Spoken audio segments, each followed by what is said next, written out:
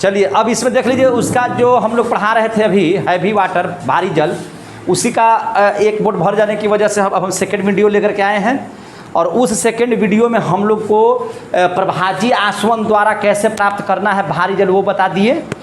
अब हम लोग को विद्युत अपघटन विधि द्वारा कैसे भारी जल प्राप्त किया जा सकता है उसको देख लीजिए। तो सबसे पहले एक काम कीजिए, एक बर्तन आप इस ढंग का ले लीजिए, कोई दिक्कत है।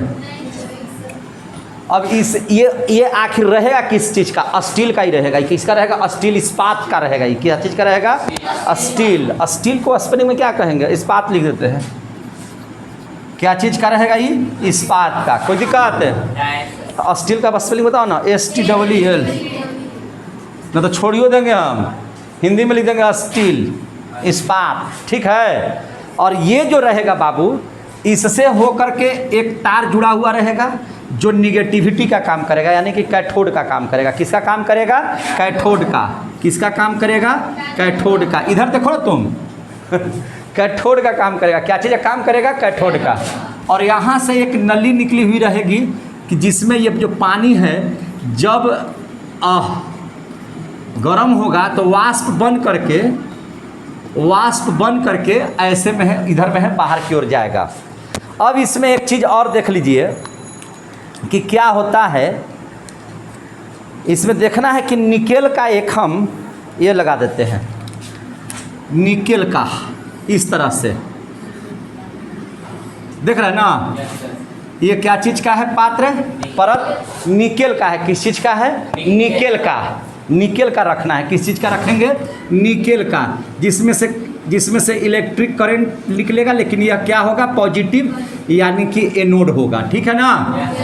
जब दोनों को प्लग लगाएंगे, निगेटिव और पॉजिटिव का, जैसे ही विद्युत धारा जब इसमें से प्रवाहित करेंगे तो विद्युत धारा जब प्रवाहित होगा तो विद्युत धारा प्रवाहित होने पर क्या होगा कि जो आपका जल है वह वाष्प बन करके इधर से क्या हो जाएगा?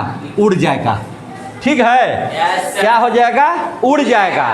और जो आपकी भारी जल है वह इस निकेल वाले पात्र में बूंद बूंद कर करके आपका जो है से क्या हो जाएगा?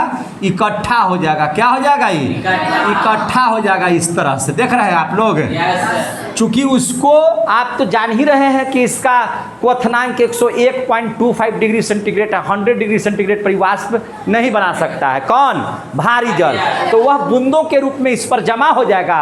और जो जल होगा वह जब विद्युत धारा प्रवाहित कीजिएगा तो 100 डिग्री सेंटीग्रेड पर जाने के बाद वाष्प बन करके इस साइड से क्या हो जाएगा? इस साइड से बाहर निकल जाएगा। समझ में आ गई बात?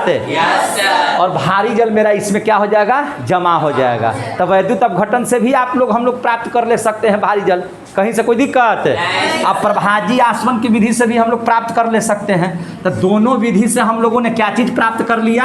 Heavy water. क्या प्राप्त कर लिया? Heavy water. क्लियर हो गया? अब जरा सा जल को एक जगह देख लीजिए। जल को क्या देख लीजिए? एक जगह में करके हम लोग इसको देख लेते हैं। जल, ये देखिए जल है। जल आप लोगों को हमने कितना पढ़ा दिया? 4। सबसे पहला पढ़ाया था डिस्टिल्ड वाटर, जिसको हम लोग कहे थे शुद्ध जल, डिस्टिल्ड वाटर, ठीक है ना। यह जो डिस्टिल्ड वाटर है जिसका सूत्र होता है कि प्योर H2O हो गया। दूसरा हम लोगों ने पढ़ा था सॉफ्ट वाटर, और सॉफ्ट वाटर में आप लोगों ने देखा था कि H2O के साथ सोडियम, कैल्शियम और मैग्नीशियम की उतनी मात्रा होती है जितना में हमको अच्छा लगे पीने का। तीसरा हम लोगों ने पढ़ा हार्ड वाटर। कौन सा वाटर? हार्ड वाटर वो गलती लिख दिए, WATR। हार्ड वाटर में 2 चीज़ पढ़ाएं आपको, अस्थाई और अस्थाई, 2 को पढ़ाए। आपने देखा कि क्या हम आपको एक ही तरीका बताए इसका कि H2O में H2O प्लस कैल्शियम या मैग्नीशियम में अगर आप, बात समझ आ रही है ना, अगर आप बाइकार्बोनेट मिला देते हैं, क्या मिला देते हैं? बाइकार्बोनेट, तो ये बना देगा अस्थाई कठोर जल। क्या बना देगा? अस्थाई कठोर जल। और जब इसमें आप क्या मिला दीजिएगा? क्लोराइड या क्या मिला दीजिएगा? सल्फेट, तब ये क्या बना देगा? अस्थाई। यह क्या बना देगा? अस्थाई। क्लियर हो गया? अस्थाई जल नहीं, अस्थाई कठोर जल। क्या बना देगा? अस्थाई कठोर जल। यहाँ तक किसी को दिक्कत? नहीं सर। अब जरा सा इसको इधर देख लीजिए। शुद्धिकरण, क्या पढ़ा देते हैं? शुद्धिकरण। अब यहाँ पर देख लीजिए जल का शुद्धिकरण कैसे होता है। तो अभी आप लोगों ने देखा कि प्रभाजी आसवन या आसवन विधि द्वारा क्या हम लोग करते हैं? आसवन विधि द्वारा हम लोग जल का क्या करते हैं? शुद्धिकरण। आसवन विधि द्वारा हम लोग क्या सीख लेंगे? जल का शुद्धिकरण करने के लिए, या जल को रोगाणुओं से कैसे मुक्त करेंगे, है ना। जल में जो रोगाणु हो जाते हैं, जो कीटाणु हो जाते हैं, उसको कैसे दूर करेंगे। तो हम लोग जरा सा पूछ लेते हैं कि जल में शुद्धिकरण का मतलब क्या है? कि रोगाणु नाशन।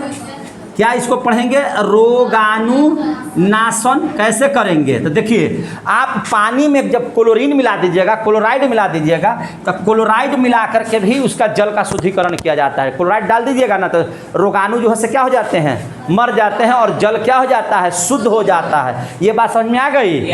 और नहीं तो फिर आपको यूवी रे, अल्ट्रावायलेट रे के वजह से भी, है ना, रोगाणुओं का नाशन हो जाता है। धूप वगैरह में रख दीजिएगा तो वो जो है से जल में जो कीटाणु होंगे, वो कीटाणु क्या हो जाएंगे? मर जाएंगे, है ना, और जल क्या हो जाएगा? शुद्ध हो जाएगा। तो इस प्रकार से हम लोग जल का शुद्धिकरण करना कहते हैं, और इस प्रकार से जल का आपका पूरा चैप्टर समाप्त हो गया।